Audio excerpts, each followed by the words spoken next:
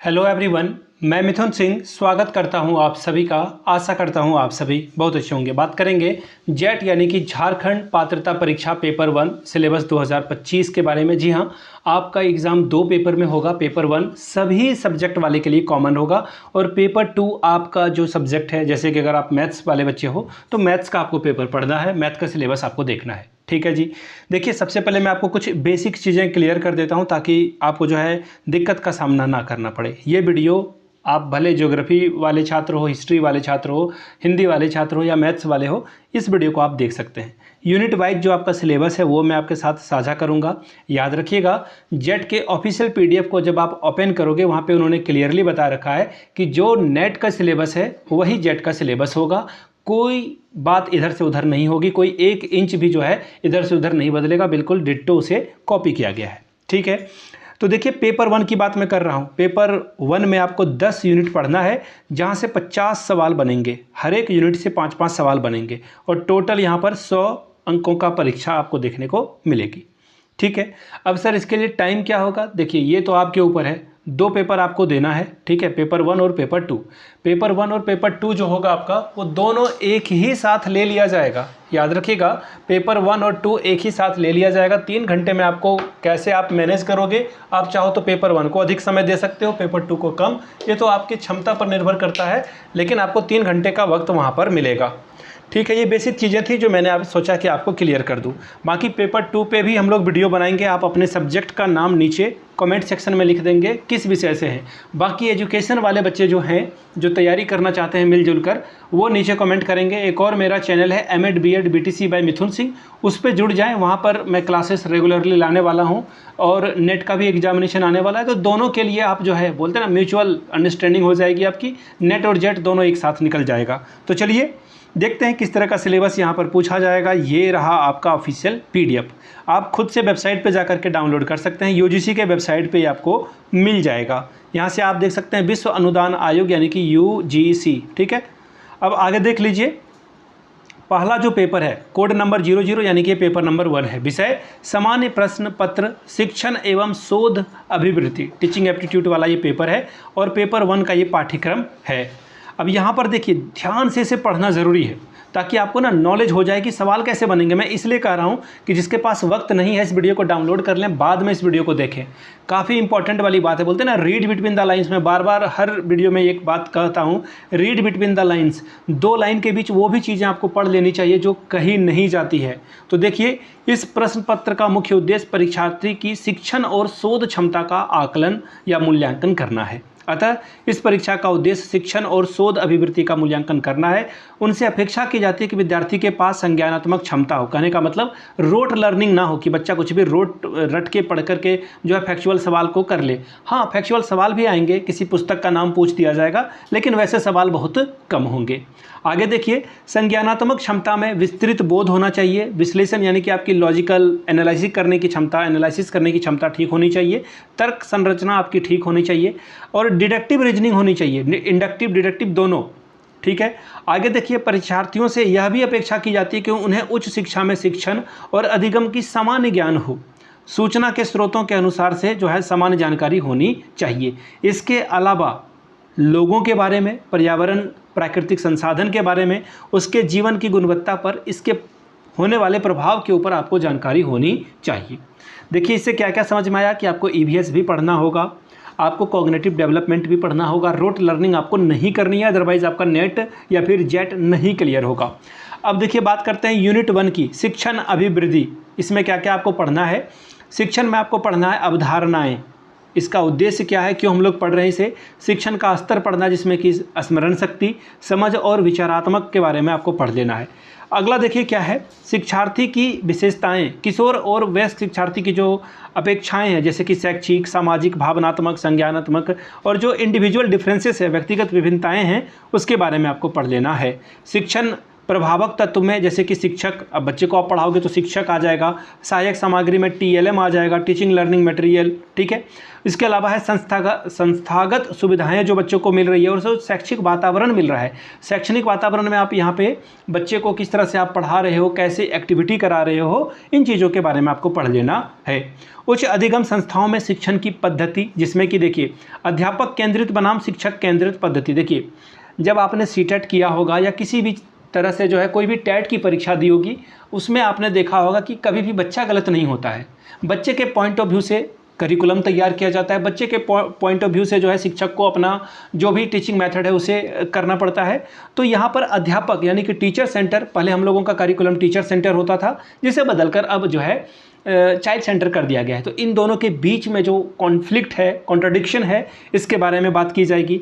Online बनाम offline पद्धति कि बच्चा जो अभी जैसे मैं ऑनलाइन पढ़ा रहा हूँ, ऑफलाइन में नहीं हूँ, तो ये सारी चीज़ें आपको पढ़ लेनी है।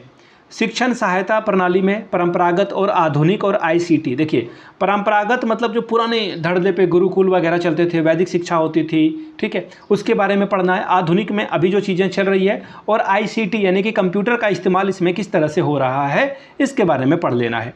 अब बात करते हैं मूल्यांकन पद्धति की। तो इसमें मूल्यांकन के तत्व, प्रकार, उच्च शिक्षा में क्रेडिट आधारित जो पढ़ाई हो रही है उसके बारे में, कंप्यूटर आधारित जो परीक्षाएं हो रही है उसके बारे में, और मूल्यांकन कैसे कैसे मूल्यांकन करने की अलग अलग जो है नवाचार यानी कि न्यू एवोल्यूशन हो रहा है, उसके बारे में आपको पढ़ना है। ये यूनिट 1 खत्म हो गया। अब बात करते हैं यूनिट 2 यानी कि इकाई 2 की, शोध अभिवृद्धि। यानी कि शोध का अर्थ क्या है, शोध के प्रकार के बारे में जानना है, शोध की क्या विशेषताएं हैं, प्रत्यक्षवाद क्या है, उत्तर क्या है। देखिए मैं जानता हूं कि बहुत सारे लोगों को दिक्कत हो रही है, तो जिनको इंग्लिश में सिलेबस की एक वीडियो चाहिए ना, नीचे कमेंट कर देना इंग्लिश सिलेबस इन इंग्लिश लिख देना, ठीक है। मैं क्या कर रहा हूँ, सिलेबस इन इंग्लिश लिख देना आप, ताकि मुझे समझ में आ जाए कि कितने लोगों को सिलेबस इंग्लिश में चाहिए, ठीक है। सिलेबस इन इंग्लिश लिख देना, तो मैं आपको एक अलग वीडियो दे दूँगा। आगे देखिए शोध पद्धति, कैसे आप प्रयोगात्मक तौर पर, विवरणात्मक तौर पर, ऐतिहासिक, गुणात्मक, मात्रात्मक, देखिए क्वांटिटिव और क्वालिटेटिव के बारे में आपको पढ़ना है। शोध के कितने स्टेप्स हैं, चरण हैं, वो आपको पढ़ना है। शोध प्रबंधन और आलेख लेखन, फॉर्मेट और संदर्भ की शैली पढ़ना है। शोध में ICT का कैसे आप अनुप्रयोग करेंगे, कंप्यूटर का कैसे इस्तेमाल करेंगे रिसर्च में, वो पढ़ना है। शोध की नैतिकता क्या है, उसके बारे में आपको पढ़ना है। आगे देखिए यूनिट 3 की बात करते हैं, बोध। इसमें जो है बोध के बारे में आपको पढ़ना है कि गद्यांश दे दिया जाएगा और उससे जो सवाल आएंगे ना, पैसेज, सीधी सीधी बात है, जो आपने बचपन में पढ़ाई कर रखी थी, CTET में भी पैसेज से सवाल बनते थे, यहाँ भी बनेगा। संप्रेषण यानी कि कम्युनिकेशन की बात की जा रही है। कम्युनिकेशन का क्या अर्थ है, क्या प्रकार है, अभिलक्षण क्या है, इससे सवाल बनेंगे। और इफेक्टिव कम्युनिकेशन यानी कि प्रभावी संप्रेषण, जिसमें कि वाचिक और गैर वाचिक आएगा, अंतः सांस्कृतिक और सामूहिक संप्रेषण आएगा, कक्षा संप्रेषण आएगा, उससे सवाल आपको करने हैं। फिर है प्रभावी संप्रेषण की बाधाएं क्या है, ऑब्स्टिकल क्या है, क्या क्या दिक्कतें आएगी, उसे पढ़ना है। जन में आपको व्यक्ति के बारे में, मीडिया और समाज के बारे में यहाँ पर पढ़ना है। आ चुके हैं हम लोग 5वें यूनिट में। यहाँ से आपको थोड़ा मैथ्स देखने को मिलेगा, मैथमेटिक्स और लॉजिक रीजनिंग आपको यहाँ पे देखने को मिलेगा, यानी कि लॉजिक के प्रकार, तर्क के प्रकार क्या हो सकते हैं, संख्या पद्धति, अक्षर सिद्धांत, कूट और संबंध से सवाल बनेंगे। इसके अलावा गणित में जो है आपको परसेंटेज कहाँ है, इसे प्लीज़ बहुत अच्छे से पढ़ लें, घुमा फिरा के यहाँ से सवाल बनेंगे। अंश, समय दूरी से सवाल बनेगा, अनुपात समानुपात से समान बनेगा, प्रतिशतता से, लाभ और हानि से सवाल बनेगा, ब्याज और छूट से, औसत से। नॉर्मल जो सवाल होते हैं क्लास 8, 9, 10 के, प्लीज़ पढ़ लीजिए, कॉम्पिटिटिव लेवल पे भी आपको पढ़ना होगा। बात करेंगे यूनिट 6 की, युक्ति के ढांचे का बोध पढ़ना है, युक्ति के रूप पढ़ना है, ठीक है। इसके अलावा इसमें जो औपचारिक और अनौपचारिक युक्ति दोष है उसके बारे में पढ़ लेना है, भाषा का प्रयोग पढ़ना है, शब्दों का जो लक्षार्थ है उसके बारे में पढ़ना है, विरोध के जो परंपरागत वर्ग है उसके बारे में पढ़ लेना है। इसमें फिर से एक बार देखिए, इंडक्टिव और डिडक्टिव के बारे में पढ़ लेना है, ठीक है। वेन का आयोग के बारे में पढ़ लेना है, भारतीय तर्कशास्त्र के बारे में पढ़ना है, प्रमाण में जैसे कि प्रत्यक्ष, अनुमान, उपमान, शब्द, ये सब चीज़ों को पढ़ लेना है। अनुमान की संरचना कैसी होगी, प्रकार क्या होगा, ये सब चीज़ों को पढ़ना है। अब देखिए बात करते हैं यूनिट 7 की, आंकड़ों यानी कि स्टैटिक्स के बारे में सवाल पूछा जाएगा। आंकड़ों का स्रोत, प्राप्ति और वर्गीकरण के बारे में पढ़ लेना है।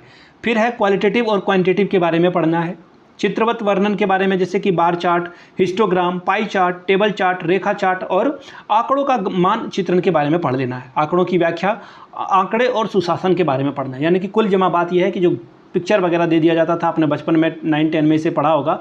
ये ग्राफ दे दिए जाते थे कि किस साल में कितना चावल बिका। इस तरह के सवाल यहाँ भी आपको देखने को मिलेगा। ये एक्स एक्सिस हो गया, ये वाई एक्सिस हो गया। ठीक है जी। आगे देखिए यूनिट 8 की बात करते हैं। सूचना संचार प्रौद्योगिकी यानी कि ICT, कंप्यूटर से सवाल बनेंगे। सामान्य में जो एक्रोनिम्स हैं, जैसे कि आप अगर बात करें रैम की, रोम की, इस तरह के सवाल नहीं बनेंगे, मुझे पता है डिफ़िकल्ट सवाल आएंगे, लेकिन उसे कर लेना है। इंटरनेट के बारे में आपको पढ़ना है, इंट्रानेट के बारे में पढ़ना है, ईमेल क्या होता है, ईमेल में CC क्या होता है, ईमेल में BCC क्या होता है। ठीक है, CC मतलब कार्बन कॉपी, BCC मतलब ब्लैंक कार्बन कॉपी, श्रव्य दृश्य कॉन्फ्रेंसिंग की मूल बातें क्या होती है। ठीक है, ये सवाल बनेंगे। आगे देखिए उच्च शिक्षा में डिजिटल पहल किस तरह से हो सकता है और ICT से सुशासन कैसे आ सकता है, इसके बारे में पढ़ना है। बात करेंगे यूनिट 9 की, आसान से समझेंगे। इकाई 9 में क्या है, लोग, विकास और पर्यावरण।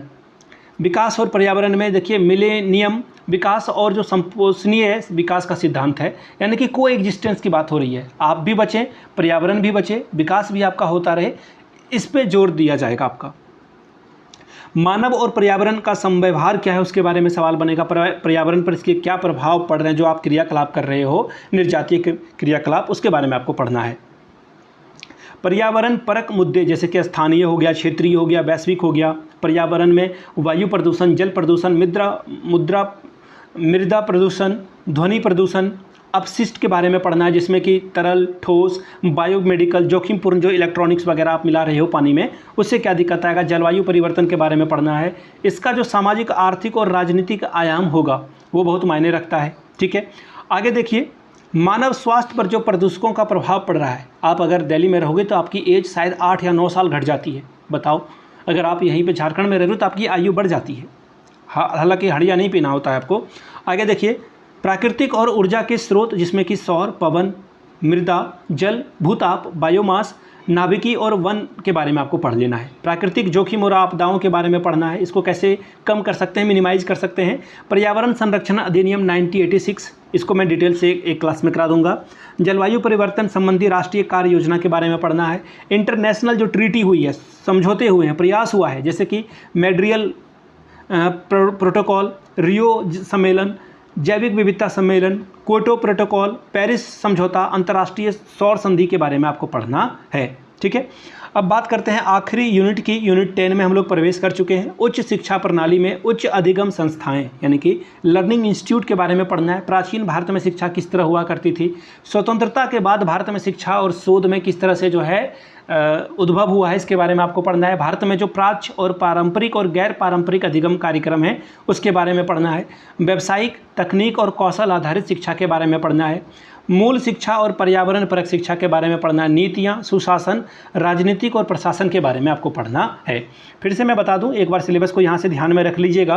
प्रत्येक यूनिट में से 2-2 अंकों के 5 प्रश्न तैयार किए जाएंगे, यानी कि 10 यूनिट है तो 10 को 5 से मल्टीप्लाई करोगे आप तो टोटल 50 प्रश्न बनेंगे। ठीक है जी, और हर एक क्वेश्चन जो है 2-2 अंक का है तो टोटल 100 मार्क्स आप यहाँ से ला सकते हैं। ठीक है, ये बात यहाँ पर बताई गई थी। तो ये पेपर 1 का सिलेबस हिंदी में मैंने आपके साथ डिस्कस किया, समझाया आपको। बाकी अगर इंग्लिश में चाहिए होगा तो आपको मैं बताऊँगा। बाकी पेपर 2 के जितने भी पेपर हैं उनके सिलेबस आपके साथ में डिस्कस करने वाला हूँ। वीडियो को यहाँ तक देखने के लिए आप सभी का बहुत बहुत शुक्रिया। Have a good day.